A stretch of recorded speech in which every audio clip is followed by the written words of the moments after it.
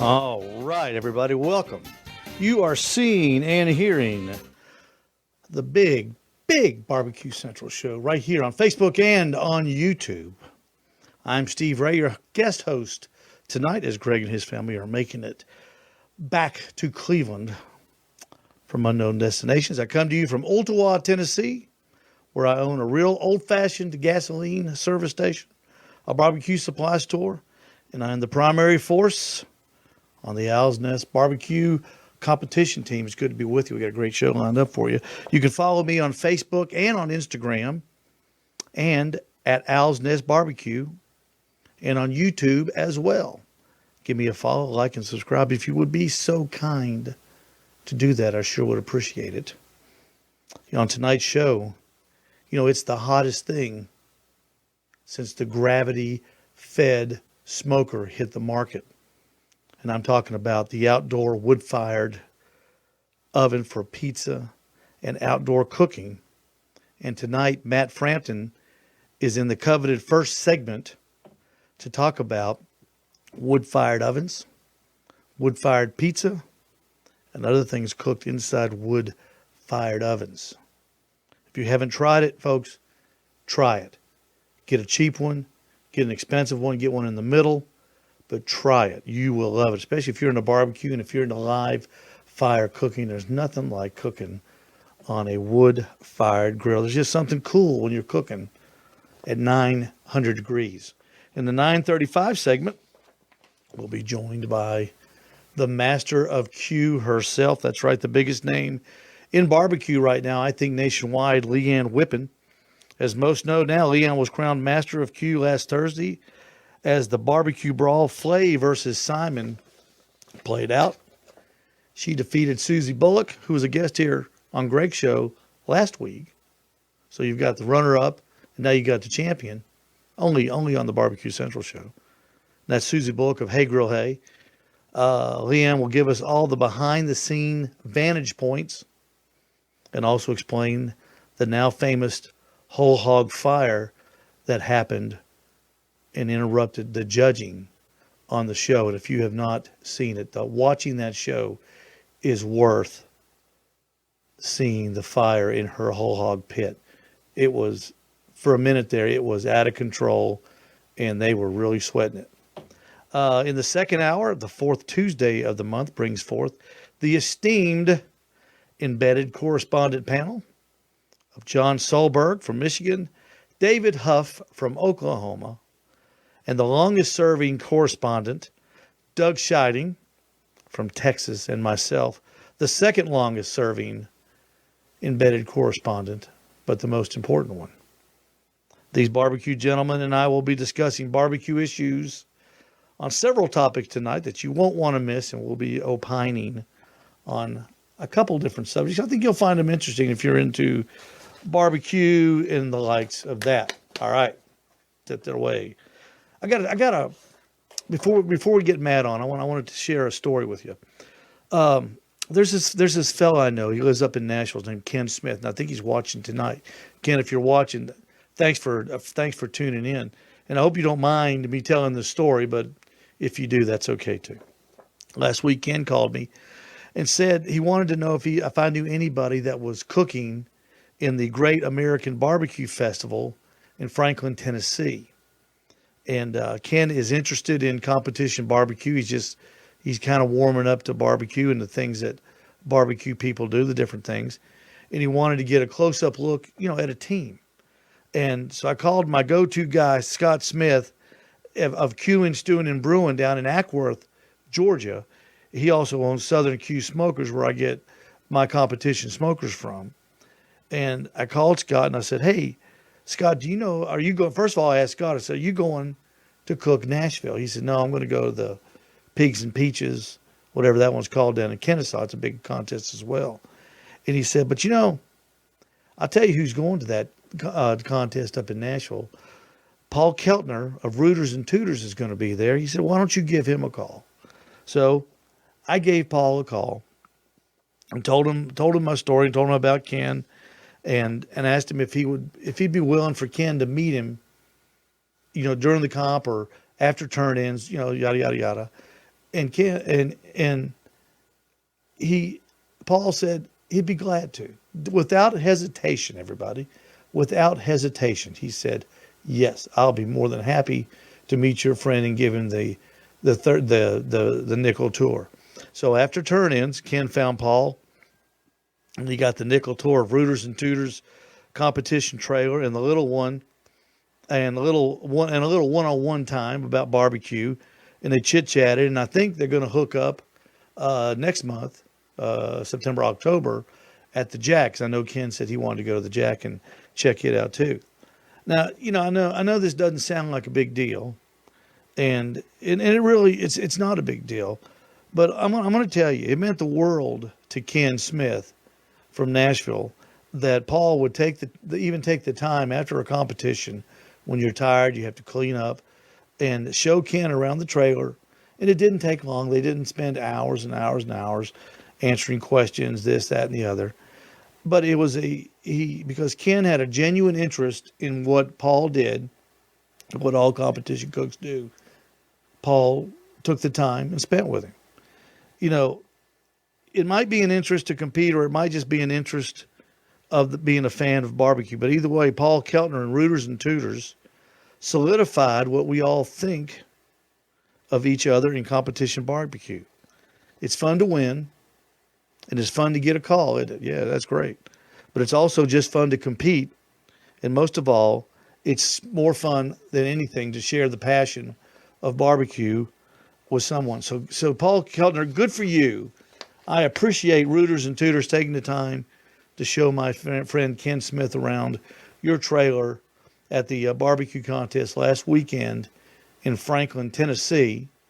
And also to Rooters and Tooters and that whole crew, Paul, congratulations on your 5th place finish in that contest. That was stacked head to toe with great teams.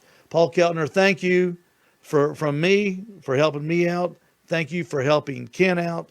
And thank you more than anything for helping barbecue out and taking your time to be a good guy. And you just can't ask for anything more than that. That's a good story, and I thought we'd start the day off with it.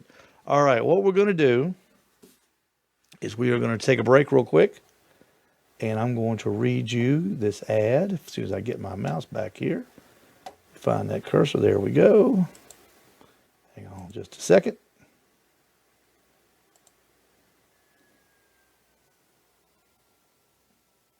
Just a second.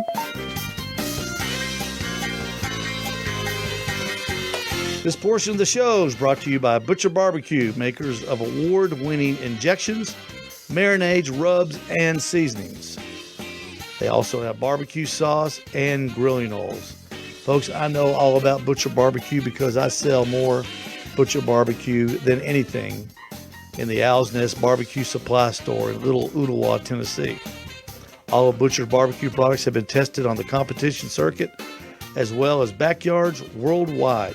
Be the pitmaster of your neighborhood and visit butcherbarbecue.com to stock up now. Always trust your butcher. We'll be right back in just a second with Matt Frampton.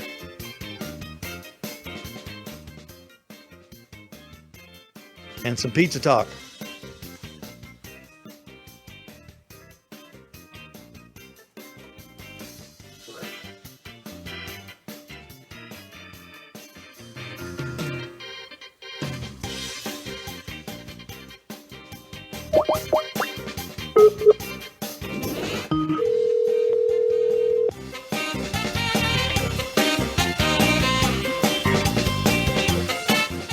You there, Matt? Hey, Steve. Okay, hold on.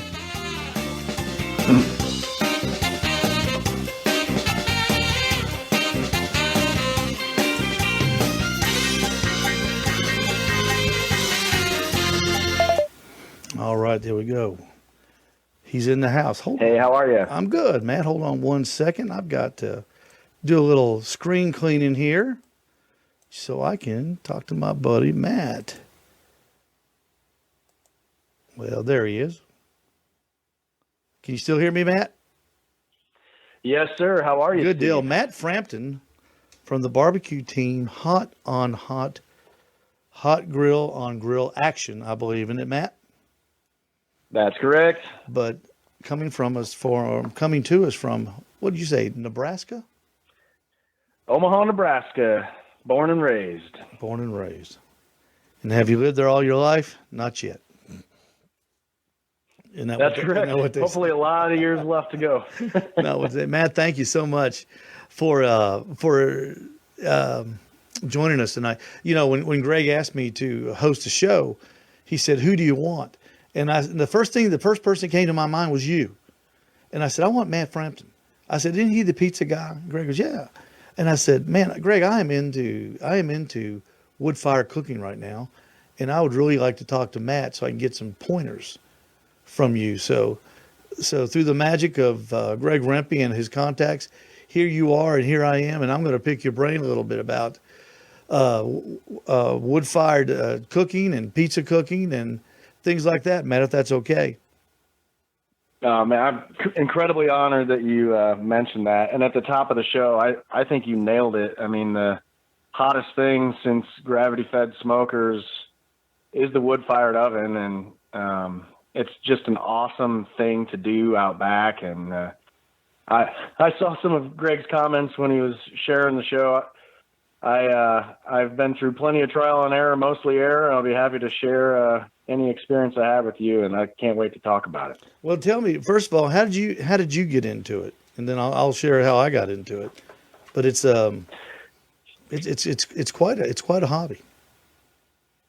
Yeah, I've been cooking barbecue for about 15 years competitively, and a few years into that, we were on the Barbecue Pitmasters show, and that led to some different product sponsorships, and one of them was the Kettle Pizza, which is an insert for the Weber 22, and they sent me one to test out, and I credit them for the life-changing opportunity to cook pizza in the backyard, like legit wood-fired pizza. Mm-hmm. You know, you used to have to spend thousands and thousands of dollars, and now there are so many options, and I think they were one of the first, but you've got really affordable ways where you can cook 900,000 degree pizza right outside your back door, and it's just kind of evolved from there.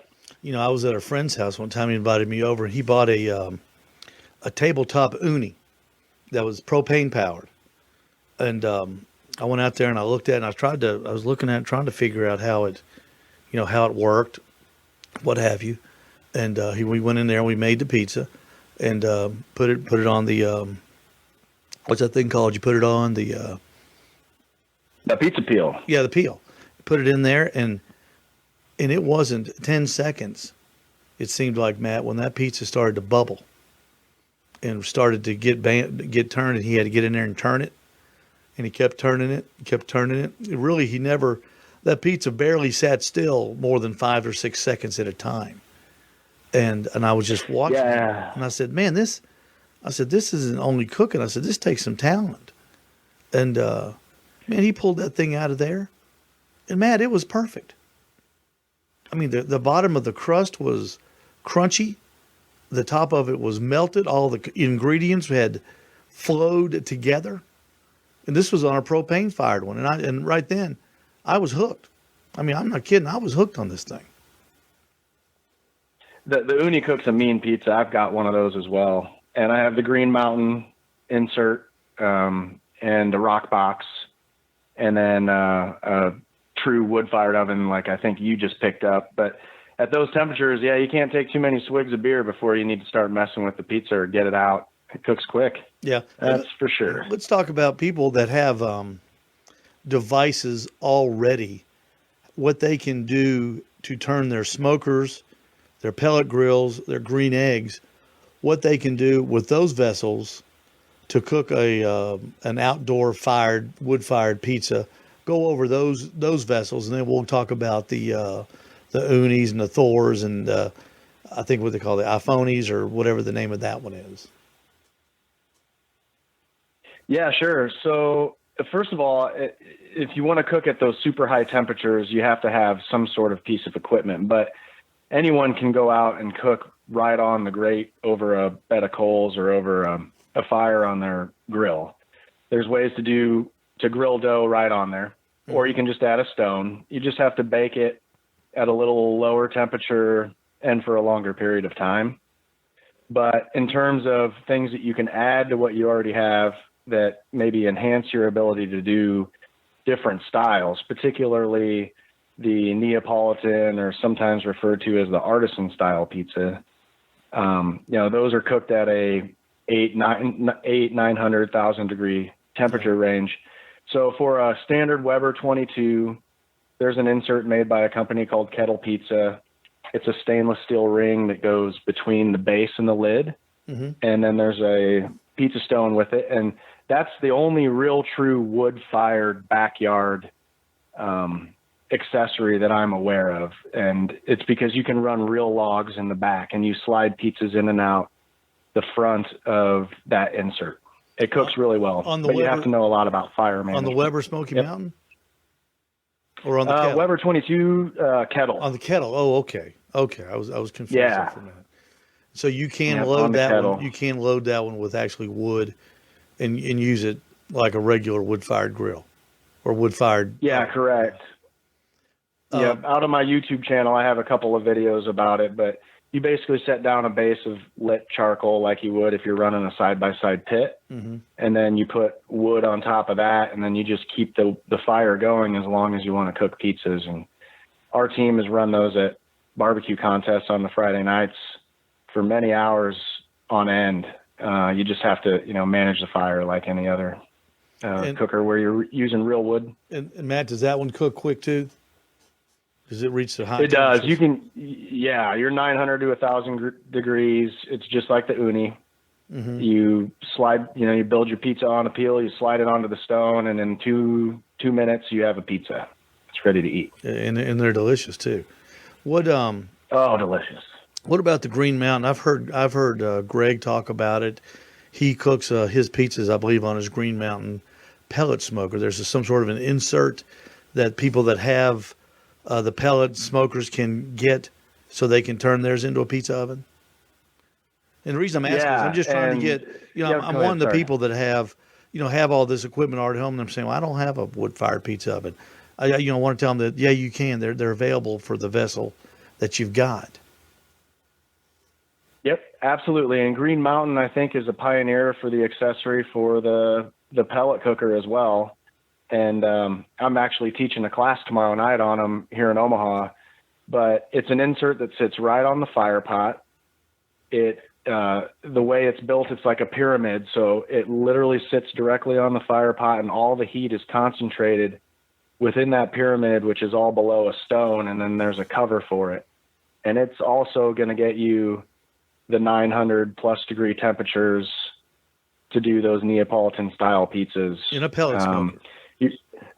With pellets. Yep. Wow. So you set the Green Mountain to like 275 to 300 because the thermostat's outside of the oven. It's a little, it doesn't understand that it's 900 degrees in there. So you have to dial it in a little differently, but it cooks amazing. Last weekend at the Nebraska State Fair, me and my family, we made 32 pizzas, handed them out to people, showed them how it works, and people were amazed. It's a great device.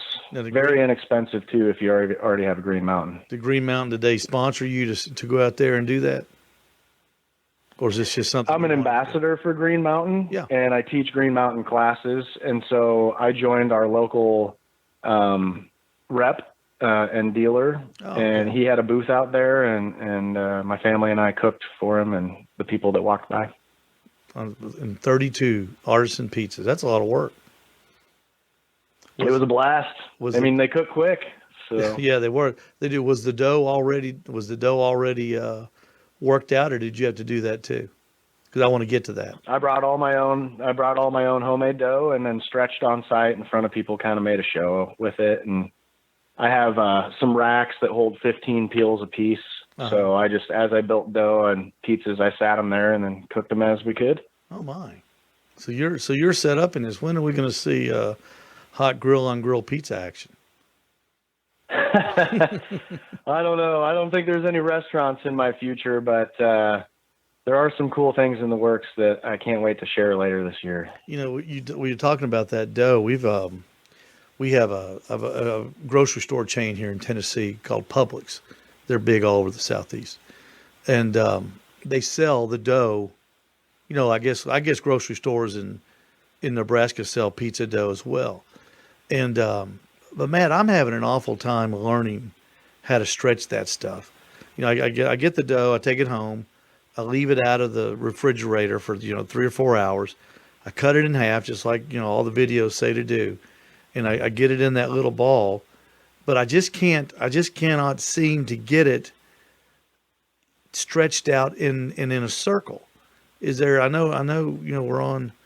We're not on the video as far as you showing how to do it, but is there something you can share with me? Because I know other people listening that are interested in pizza, they're having the same trouble as I am getting that thing. And I had to break out, and I hate to admit it, but I had to break out the rolling pin. And I know everybody just went, not the rolling pin. Yeah, the rolling pin. If I want to eat, not just fool around with this pizza dough all. What are some tips on getting that thing out there? Because I'm having an awful time. Would it be better if I made my own or cut it thinner, or what do I need to do? Yeah, so that's the number one deterrent from people actually cooking their own pizzas out back, especially with a fresh dough. A lot of the store-bought stuff, so there's a term in pizza dough called hydration, and I'm not going to spend a lot of time and nerd out on it, but essentially it's the percentage of water compared to flour.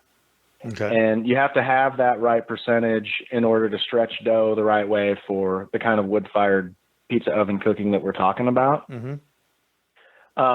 So the first thing is, even if it's store-bought, you'll be fine. You just need to probably add enough flour, put some flour down on a mat or even right on a granite countertop. I do that. And the whole goal, perfect. So the whole goal is to start pushing air to the edge of that pizza.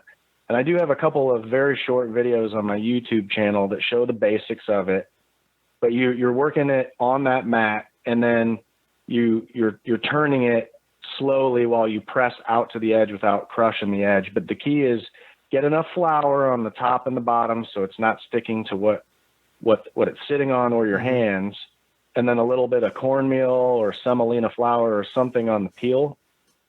And using a wood peel is going to help you instead of a metal peel. It'll slide off of a wood peel much easier than it will a metal peel. So whenever you got one of those? Yeah, bamboo.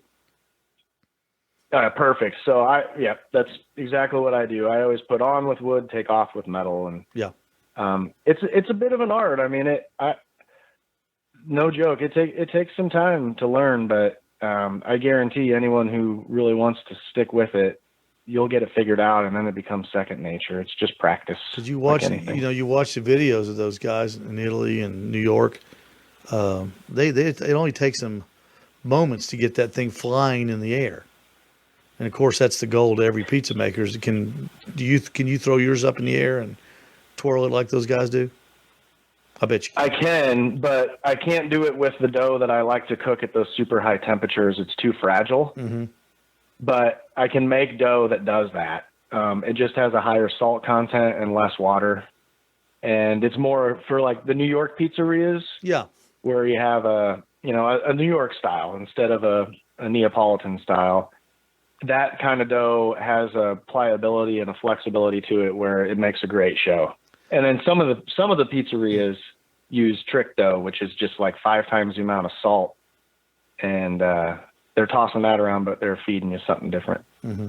Do you make your own dough, Matt?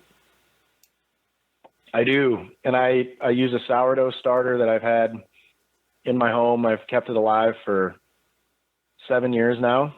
And it's like a pet. You feed it regularly, but super easy to take care of. It just eats flour and water, and it grows. And explain how that works, because that's a new term to me. I haven't run across something alive like it's some Martian movie. Yeah, so it's just like a yeast, but it's a different strain. It's a natural occurring culture that it takes on characteristics of wherever it's from. And so if I gave you my starter and you took it to your region and in your house, it would take on different flavors of your area. But it is it is what allows the pizza to ferment and then grow, and all the bubbles and everything that you get there. That starter I use in place of or in addition to an active dry yeast. Okay, if you don't mind, I'm looking at you like a cocker spaniel that can't find his tennis ball. Can you go through it start to finish on how you mix it, so I can maybe get and everybody listening and everybody watching can get an idea of what you're talking about? Because I'm lost. I just don't bake. I don't know anything about this, but I want to make my own dough because I think I could make a dough that I could stretch better. I just think there's something in that store-bought dough, because it doesn't look like what I'm watching on the videos. I'm stretching, and it's coming back. If you know what I'm saying, it's like a rubber band. It's elastic. I stretch it out, but it comes right back. It's not staying out at all. And I'm thinking that there's something they're doing that I'd like to maybe do. I think I could do it better in my kitchen. So let's do the 5-step Matt Frampton dough, if you don't mind, if it's not a secret. Absolutely. No secrets. So, and I have this out on bbqrevolution.com, by the way, in more detail, but I've got that web address up on the screen for everybody watching at home in the left bottom corner. BBQ Okay. Revolution. So I think somewhere on there you'll see Matt Frampton's Ultimate Pizza Dough, and there's some pretty good detail in there. But in a nutshell, what the spring issue that you're getting is probably related to not enough water or not enough time proofing before you start stretching. And proofing is the dough sitting on a counter at room temperature for a period of time, and it rises and it becomes more workable. Yeah, real quick, I've noticed that when I cut that dough ball in two, I put it in 2 bowls, and it doubles in size. Like there's something in there. Yeah, that's a good thing. Okay, Mm-hmm. That's a good thing, because it's like that. It's like that Star Trek episode Tribbles. The trouble with Tribbles, they just kept multiplying, and I'm worried I'm going to turn my back and turn around. And I'm going to be overdone with dough balls. And it'll get big. It'll be like Gremlins, right? Yeah. Your age Gremlins, my age Tribbles. Right. So at a very basic level, what's happening is there's sugars in flour by the way of carbohydrates, mm-hmm. and yeast becomes awake when you get it wet. So it's not unlike what we're talking about. And the flour and water causes the yeast to eat the sugars in the carbohydrates in the flour, mm-hmm. and the yeast passes off a gas, and that gas gets trapped inside a web of gluten. So this is why so many people have trouble with gluten-free dough. Gluten is the web that you create when you knead dough, which is the act of massaging it to mix the flour, water, and everything together. Mm-hmm. So when you knead it, the gluten breaks down and creates a web that traps the gas from it's a yeast byproduct, and that's why it rises in size. Okay. It's a gas trapped in there. Okay. So earlier when I was talking about with your dough, when you start pressing from the middle and you want to work the air out to the outside edges, that's what you're doing, is you're pressing that gas to the outside edge. Okay. So for my homemade dough, at a very simple level, what I do is I put water in a mixer. I like working with cold filtered water because I don't want it to work too fast. Mm-hmm. And I'll explain why in a second. I know we don't have a ton of time here, but so I take that water, I add yeast, and let that set for just a couple of minutes. Then I add flour, half of my flour, and I mix that and I let it set for 20 minutes. Uh-huh. Then I add the rest of my flour and salt. Salt is a deterrent from yeast growth, so I want to wait a little while to add that salt. Mm-hmm. And then I mix it. And what I do then after I'm done, depending on if I make 1 or 20 pizzas, I'm planning to make 1 or 20 pizzas out of that, I ball it up into individual dough balls, and I put it into individual containers, and I stick it in the fridge for at least overnight, preferably 3 nights. 3 nights. Yeah, and then it actually ferments, and it takes on tastes and characteristics that you wouldn't have if you didn't eat. It's called a cold ferment process. And if you don't do that, it just tastes different. If you do that, I particularly think it gets better. So when do you put in that thing that you're keeping alive? Is that the yeast? Yeah, that's so you can supplement yeast or sourdough starter. And okay. They're different. It's not Ford and Chevy. It's kind of like Ford and Maserati. Oh, okay. Sourdough starter is going to have a lot more flavor. Okay, sourdough starter. Okay. And you'll get some kind of English muffin type characteristics to your dough, a little more chew, like you would a sourdough bread. Well, that's I'm going to try that because I think I can make one better than the grocery store after a couple tries. Oh, I guarantee you can, and I'd be happy to help you get there.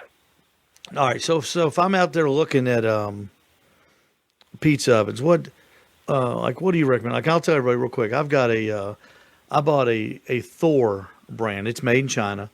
I bought it off of Amazon. It wasn't terribly expensive. It was easy to put together, and I've used it 4 times now. And each time, Matt, it has really performed well. It's staying together. Nothing has broken on it. When a lot of times when you get these China-made things, they'll break and what have you. But this thing is staying together really nice. And I've been building my fire over to the side and letting it roll up, the side to side. Let the flame roll side to side. That's worked for me. What does Matt Frampton recommend for somebody that's looking to get into this hobby, that wants to, maybe they've done the Weber, they've done the pellet. It's like going from a Weber Smoky Mountain smoker and barbecue. Say you want to go to a Southern Q gravity fed smoker. What's the equivalent of maybe stepping up on the wood fired oven? Yeah, there's only 2 higher end ovens that I've run with experience, and one is a Hearthstone outdoor oven, which is similar to the Thor that you purchased. And the other is a Woodstone oven, which is similar, but it also has some different characteristics, like a flame below the stone. Okay. I think it really depends on your price range. Are you wanting to up into the $2,000 or $3,000 range, or do you want to get up into the $7,000 to $10,000 range? Because you can buy some that have gas and wood options, so you can run natural gas or propane gas or wood or some combination of gas and wood. And so they vary, but those are the only 2 I have experience with. The one that you have, I have no doubt that it runs amazing. If you're looking to get into it, I think start smaller, make sure it's something that you're passionate about and love. And if you have a Weber, get a kettle pizza. If you have a Green Mountain, get that insert. If you have a gas grill, they have inserts for those too by Kettle Pizza, or you can get a standalone like an Uni or a Rock Box. Yeah. There's a little bit bigger portable one called an Adore that ships from Italy, and it's probably halfway in between that Thor and the Uni. So there's another option there. Let me ask you this. It's about $1,000. I know you've competed at the World Food Championships. They don't have a pizza category, do they? No, nope. But I have begun begging. That's a no-brainer, I think. Do you see artisan pizza competitions down the road? Here in my little town, I like to put together these small contests, and we do them. We have a lot of fun with them. But I'm seriously thinking of a pizza contest. I think it would be a great fun. Do you see them in your future or anywhere? I see them in my future for sure. Right now they're very industry driven, so you have to be a restaurateur or something. Outside of the State Cook-Off Association does do pizza ancillary sometimes, but there's not near enough for what I think is the market. Yeah. So I agree with you. I think that there are pizza competitions in our future. I hope there are a lot of pizza competitions in our future for backyard and amateurs and everyone. Well, Matt Frampton, I do too, and I sure appreciate you joining us thrilled to death that you're here, and I was so glad that you make it. We'll hook up again sometime soon, and we'll continue this quest of our pizza together. How about that? Yeah, that sounds good. We'll be ambassadors to the pizza cooks out Matt. There. Thank you so much. Appreciate you, Matt Frampton, from Hot Grill on Grill Action, and probably one of the greatest pizza people in the country. All right, let's do this real quick before we jump on and find Leanne. Let's do this. Big Papa Smokers. You want better barbecue results? Big Papa Smokers is here to help. With a hand-picked selection of the very best in barbecue supplies, Big Papa Smokers wants to help you achieve barbecue greatness. You'll find everything you need for cooking outdoors at BigPapaSmokers.com. That's BigPapaSmokers.com. Big Papa's curated selection of the best outdoor cooking and grilling supplies will get you on the path to better barbecue results in no time. Everything at BigPapaSmokers.com has been Pitmaster approved by Sterling Ball, Big Papa himself. From award-winning rubs and sauces to American-made grills and smokers, Big Papa Smokers has everything you need to become a backyard hero. Aside from their premium selection of rubs and sauces, Big Papa Smokers also offers a very best selection of pellet, wood, and charcoal grills and smokers available. If you're looking for the versatile smoker that's easy to use, check out the Mac 2-Star General Pellet Grill. It features innovative pellet smoking technology for a set it and forget it barbecue experience. Not a fan of pellet smokers? Take a look at the Old Hickory Pitts Ace BP. It's the charcoal smoker that only Big Papa trusts to put on his competition barbecue trailer. Big Papa Smokers. Coming up next, Ann Whippen in just a few moments.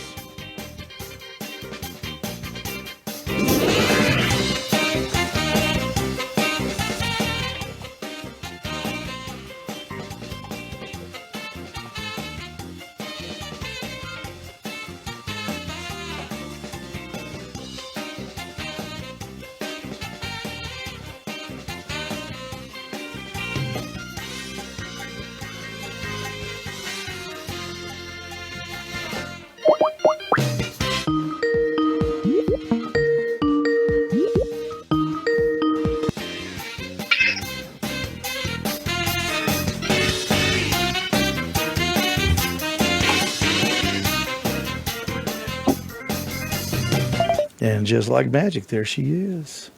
Hey. Direct from Austin, Texas. Austin? Well, just a minute. Let me finish. You treat me like you treated Bobby Flay last Thursday. I'd like to be in Austin, but... Direct from Austin from last week, or last Thursday, coming to us direct from Tampa, Florida, and the Deviled Pig restaurant. Let me move that. Let me move my... Let me do a little housekeeping here. I got a cover I can move around. Ann Whippen, the newly crowned Master of Q. Hey. Now, Leanne, I know we spoke last week, and I'm in a quandary, and I don't know which question to ask first. Whether I want to ask the question, has this changed your life, or what the heck happened with your pig and the fire in the middle of the show? It has not changed my life. I was on the line working today again. Okay, that's good. That's good. I will tell you that there's more people in the restaurant, so that's good. And what happened with the pig that you really don't see on the show is there was a lot of wind that day, and my pit was actually in front of Susie's, so I was getting all the wind. And when they built the cinder blocks, they kept space between them. And I discovered that after the fact. And so I said, Bobby, we got to cut off the air. And we ended up sticking towels in between the cinder blocks to stop the airflow. So that's why I had a fire in there. But did you actually had to pour water on that fire to get it to stop, didn't you? Yeah. I mean, I've had fires, grease fires, and I know, to shut down the oxygen, but this was beyond that. Well, that's what Chris said on the show. There's only one way to control a fire, and that's to, cut off the oxygen. And I'm thinking, that's great but the flames were coming up over the pig's head. and cutting off the oxygen wasn't control. gonna. Yeah. And I was away from it, and when I discovered all the flames, the immediate action was water and then shut off the oxygen. So that didn't, they didn't show. I don't know if it's for PETA's purposes or whatever. They never really showed good up close pictures of the pigs being cooked.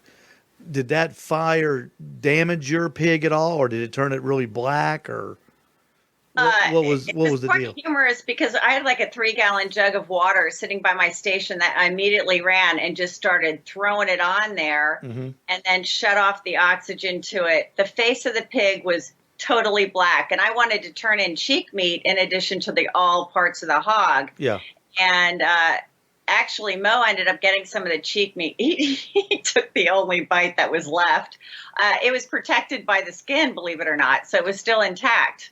But it was black, the face of it. That's where the fire was mostly. It was in the front. Yeah, that's the only that they just showed that real quickly, and I looked at it and I thought, boy, that's pretty burned. Yeah, it was pretty bad. They didn't show the rest of the rest. When the hog came off, it was drop dead gorgeous. I mean, the top of it was all beautiful mahogany. It was just the face that turned black. Now, before we get to the Bobby Flay interaction with you, which was hilarious, let's back up a little bit. And when they brought the hogs out, and they go, "Oh, hog, wow, wow." It was really neat when you put yours on, the way most people do, meat side up. And then Susie put hers on meat side down. And then when they interviewed you, what did you say? Because that was... I think I said something like, "Oh, you go ahead and do that." Yeah. I mean, it's okay to cook it that way, but gosh, if I had done that, it would have been, game over. So I was really lucky that I had the foil underneath the back of it and had it on its back. Did you know the night before that y'all were going to be doing whole hog? No. Okay, so there's no way that she could have Googled it overnight or YouTubed it? Unless you just assume that that's what they're going to throw at you, which it's a pretty good chance. Yeah. But we didn't get back from filming until almost 11:30 the night before. Wow. And they built those pits when we were sleeping. So when we got there in the morning, they were there. And obviously when we saw them, we knew what we were doing. But at that point, what are you going to do? Now, she said she'd never cooked on a cinder block pit. I've never cooked on a cinder block pit. Apparently you have, though. Well, not really. I've assisted, people. I mean, I know how to, obviously fire at the either end. You can't have it underneath.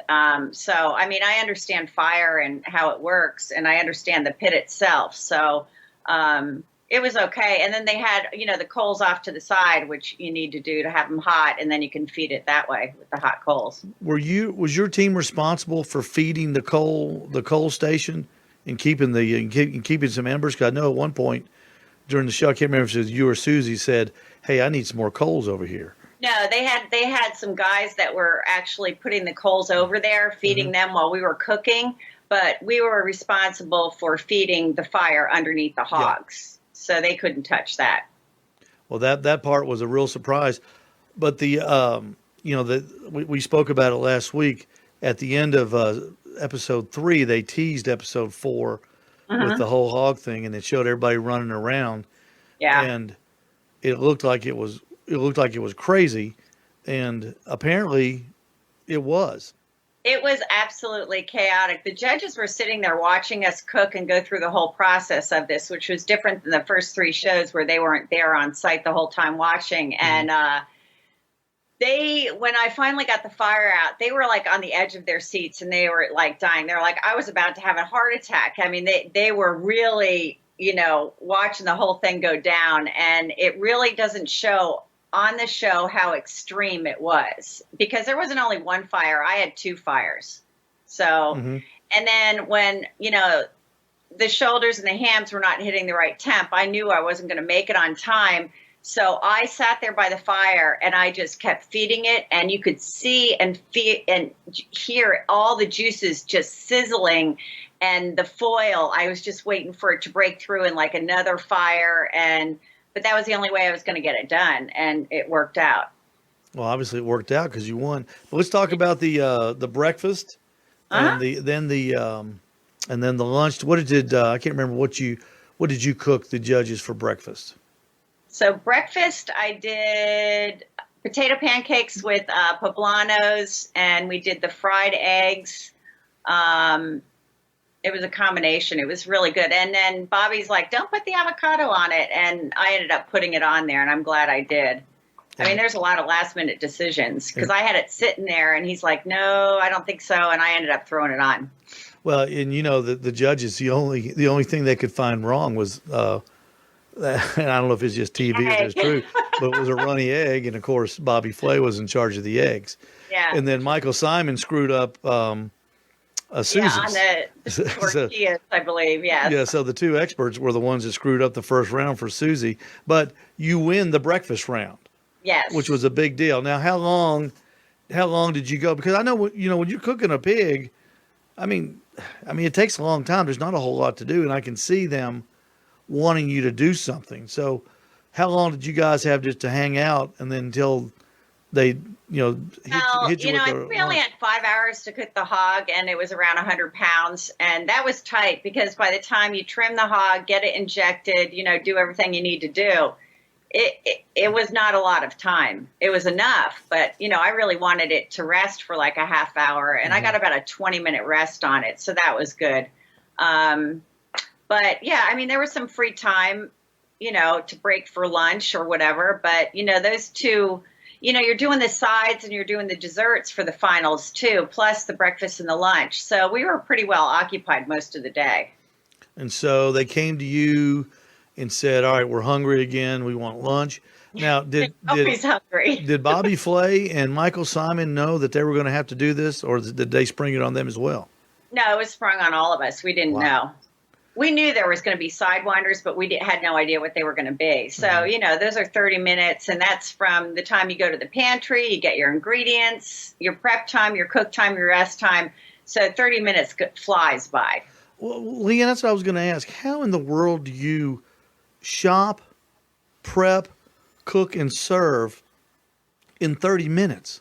That's the challenge. But you don't stop the clock. It is game on. You have to really quickly think about what you're going to do, and we didn't know ahead of time, so it's just part of the whole challenge. Everybody's at that disadvantage, so it is what it is. So you turned in for lunch. It was what was it you turned in? Burger. What was it?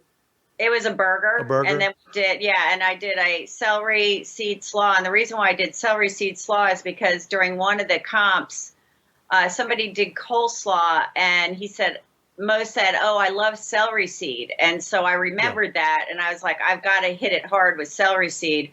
And then we did a chipotle barbecue sauce. We put pepper jack cheese on it, too. So it was a good combination. I certainly didn't think it was going to win it based on, what Susie was doing. But, sometimes simple is best. And that was the whole time. That's what I did. In 30 minutes, you had to cook 3 burgers, or I guess you had to cook 4, one for the photo, right? Yeah, you got to do beauty shots. Yeah. So, and their time in that too, right? The beauty shot has to be included? That's included. It's all included. So the beauty shots get turned in like when you turn in the judge plates. And I had won the digital challenge that morning, so that's why I got to turn in first. That was my win. So I got that just it's unbelievable the things that you can get done in 30 minutes, you and Susie.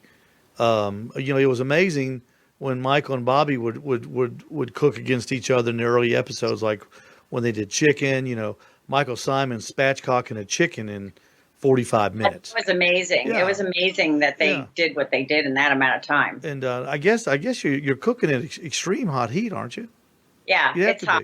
Well, you've got an offset, and then you've got a kettle, and you want to make sure, because you have to man those the whole time. They keep coals hot, but you have to say, hey, coals. So you have to make sure that you're maintaining the heat in all of your cookers at all times. So you're ready with, for whatever they're going to throw at you, because if my grills were not hot right before that challenge, I wouldn't have made it. So that's part of the strategy too. You have to keep the cookers hot. Yeah. So did you kind of like zone in on one cooker and say, all right, I'm going to make this kettle, this Weber kettle do for everything if I either have to go offset or direct heat? Did you kind of zone in on one? I had them both hot, and then I had a safe zone on the kettle so that, if I needed to move it off to the side. So I had all different zones going, so I was ready with, for whatever they were going to throw at me. All right, let's get to the Bobby Flay, Ann Whippen dynamic, because that ran all through the show, and it said they introduced themselves. Hey, we're going to be your sous chef, and right. And I don't think, at least it didn't appear that Bobby was prepared to really be a sous chef, which I'm not in that business, but the rules were that you could ask them a question like, should I do this or should I do that? But they can't tell you what to do. So they have to be strictly there to assist you. And, when you're under pressure and, you really want to win this thing, you have to put aside who they are and just zone in on what you're doing. And I didn't realize until I saw the show how bossy I was. Oh, you were bossy. I didn't know. Oh, yeah. And I also didn't know that he was going to be saying things on the side, like I saw it on the show, but I didn't know he said those things. So it was quite funny. So was that the first time you saw the series since y'all done it? Yeah, I didn't know how they were going to edit it. I didn't. Yeah, so when y'all didn't it was on. So y'all didn't have a sneak peek preview or anything like that. Nothing at all. So you were watching it just like we were. You were just sitting there going, "Oh my gosh." Yeah, it's interesting. Oh yeah, he was quite taken aback by you a couple of times, especially the time when I forgot what you were cooking, and you said, "I'm going to make this. You go clean up." Yeah, I don't even remember that actually. So it's kind of funny. Well, it all worked out for you, and you are the master of Q, and now you get to do a digital series on Food Network Go. Is that correct? Yeah, it's I think it's on their Facebook. Actually, I've already shot it. It was up the other day. So there's 3 different shows on there. And they actually did a nice job with them. It was done on set in Miami, actually, is where we filmed it. Oh, okay. So we can go to their Facebook page and find this. Yeah, I believe so. Oh, that's great. I didn't realize it was out. They ought to pump that up a little bit, because I follow Food Network. Yeah. But we'll get to that. We'll watch that for sure. So it didn't change Ann Whippen's life. Nobody's contacted you about a series, a guest spot on NCIS or anything like that? NCIS. No.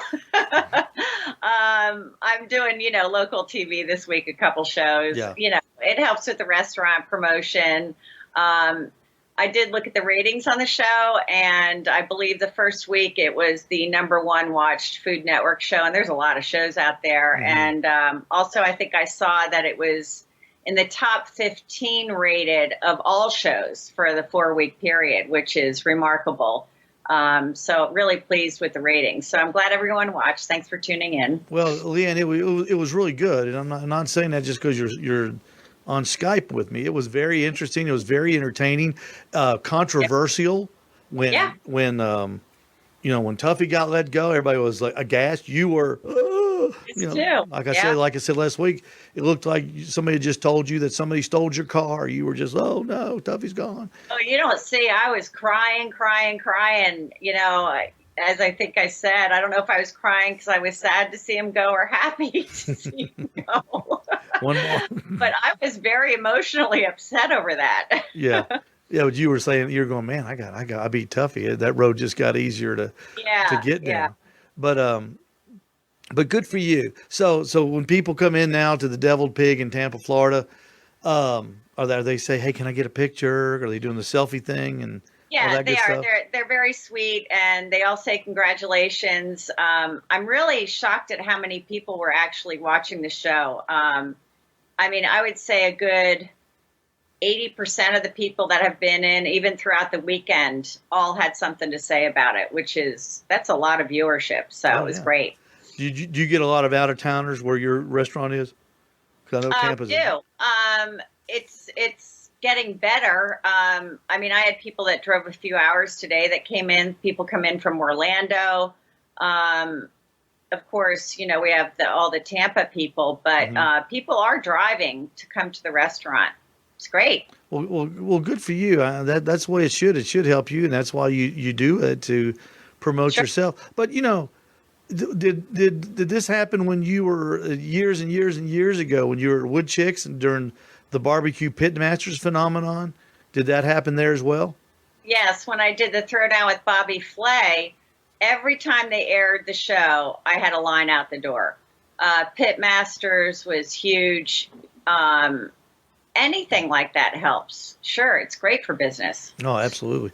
Now, what do you see? Is this show? Are they going to try to do this every year? Is this like a commitment show? Like, we need to do this, with a whole new group? No, this was not. It wasn't discussed what's going on further, but they did call this first season. So in my eyes, if the viewership is there, and it's all about sponsors and everything else, that I would assume that they would have another season of it. But nothing was discussed. But that's just my, I would expect they would. Well, I mean, the fact that Bobby Flay was there and Michael Simon were there together. I mean, they're the two. On the Food Network, totem pole, they're at the top of it. Sure, and they're very entertaining too. Yeah, and they're very funny. Exactly right. And I thought it showed a real side of Bobby Flay. I've always liked his humor. He's very it's almost a sarcastic humor. Yeah. But the two of you interacted was I'm telling you, was television gold. It was TV gold, and I guarantee the producers loved it. And especially now that we know that it was real, and you didn't even really know you were talking to him like that. Yeah, no, I didn't, and I didn't know what he was saying, so that made it. I mean, when I saw it, I was laughing a lot, and I said to myself, I wonder if other people think this is funny, because I thought it was funny. You didn't call him and apologize, did you? Say, hey, Bobby. No. Or hit him up on Twitter. Hey, Bobby, I'm sorry. I was a real turkey, and I'm sorry that. Sorry, I was mean to you and your family. We had all four of us had such a great time. I mean, Susie was a blast to work with. It was great to get to know her, and she was a super great competitor. I mean, it was really neck and neck the whole time. She deserved to be there, even though she hadn't done a whole lot of competition. So I thought it was perfect, actually. And two women, that's nice. Yeah, that's real nice. And three women in the final. Yeah. So that was, there's no doubt in my mind that Lene is so talented too. I mean, everybody there on the show was, and there's a ton of pitmasters out there that could have been on the show. It's just, we were just lucky, I guess. I don't know. It all worked out. Well, I think you've got to be more than just a barbecue guy, though, or a girl, Leanne, because the things that you were turning in, that was good stuff. I know that a lot of the guys I hang out with, if it goes past pulling a pulled pork, it does test your ability when you're doing sides, and it helps that I've done a lot of competitions, on TV, but also with the time constraints and.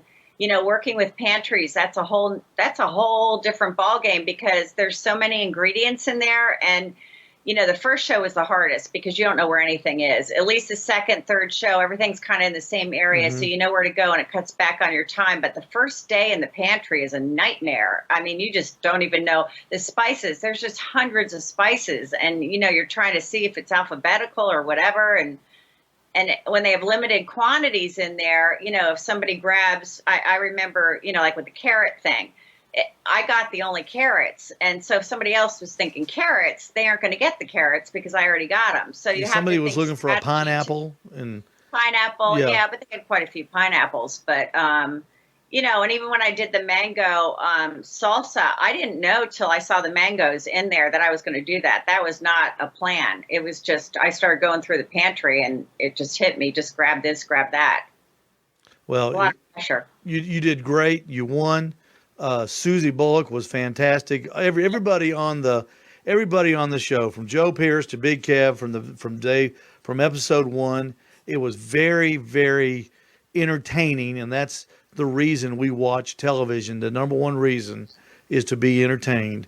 And I'll tell you, Phil the Grill. Oh, he is so funny. And yeah. on one of the, you don't see it on the show, but at one point, he's talking to his food. He's having a conversation with his food, like, oh, just come together, do this for me. And I'm like, what are you doing, Phil? And he's, it's just, there's so much filmed and you don't see a lot of the funny things that happen. But Phil was a riot because he was next to me most of the time, and so it was really fun cooking next to him. Well, Phil was in his zen, man. He was in his zen. Like when Mo Kason cooks a brisket, he always says, "Man, that's my zen. I'm in it." Yeah, when I'm putting that brisket on. Fun with it, and that's the whole thing. Everyone there was. Nobody was, I don't know, arrogant or anything like that. Everyone was just really having a good time, and just doing it. It's great. Well, you did great. Now, let's say 6 months down the road. Let's see. This is August. February is right around the corner, and that's when they film it. If the phone rings at the Deviled Pig and say, "Is Leanne there?" Here I am. Hey, Leanne, this is Bobby Flay. Bobby, how you doing? Good. Would you mind coming back and being a judge on the next season? What does Leanne Whippen say? Of course. I mean, I'm always competing. I'd love to be a judge one of these days, especially tasting everyone's food. It takes a little bit of the pressure off. Although competition's in my blood. I mean, that's what I like to do. So even if I were judging, I'd be really wanting deep down inside to compete. I mean, that's just my thing. Let's see. I could see you and Myron Mixon. And who would be a third judge? And then this time you could make Myron cry. Like he made you cry. And Myron says there's no tears in barbecue. Oh, no. I mean, he always says that to me. It seems like I'm always crying for some reason. Well, that would be a good dynamic. And I can't think. We'll have to give that some thought on who the third person would be. That would be you two would be great. Myron is always entertaining. That's for sure. Absolutely, Leanne Whippen. Thank you so much for being on the BBQ Central show. We sure enjoy it. And tomorrow when I get to work, I'm going to look up Food Network Go and check out your digital series. Please do. And a shout out to Greg. Hope he's having a safe travel back from Chicago. And you did a great job standing in for him. Well, thanks a lot, Leanne. I appreciate that very much. We'll see you soon. Okay, Leanne Whippen, the master of Q from Food Network. Let's get that screen off of there. Let's see what I can do here real quick. All right, we're going to read an advertisement here. Let's go to this screen right there. Hang on just a second. I know I'm not as smooth as Greg, but that's okay. This part of the show has been brought to you by cookinpellets.com. That's right, cookinpellets.com. Your number one source for quality wood pellets for all of your pellet-driven cookers. Visit cookinpellets.com for more information or to purchase. You can also visit amazon.com to purchase them as well. Also, Heartful Hardware bringing you this part of the BBQ Central show, the Grill Fest 2019 rather. Grill Fest 2019 at Hartfield Hardware, the world's largest hardware store in Hartfield, Ohio. Come to the country's largest hardware store and take part in the 4th annual Hartfield Hardware Grill Fest. Greg Rempe will be your MC for the day. The fun starts at 10 o'clock in the morning, September the 21st, 10 to 4. Great live fire section of the store with multiple brands. Many accessories will be available on sale as well. There'll be live demonstrations during the day. Representing Traeger Grills, the one and only Diva Q, Danielle Bennett.